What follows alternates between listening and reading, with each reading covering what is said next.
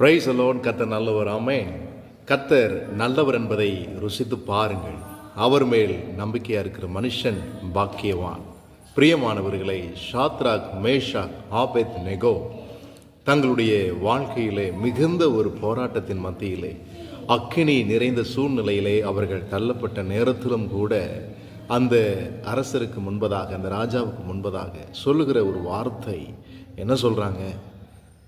கர்த்தர் எங்களை ஒருவேளை எங்களை விடுதலையாக்காமல் போனால், எங்களை ரட்சிக்காமல் போனால் நாங்கள் சாகிறோம்.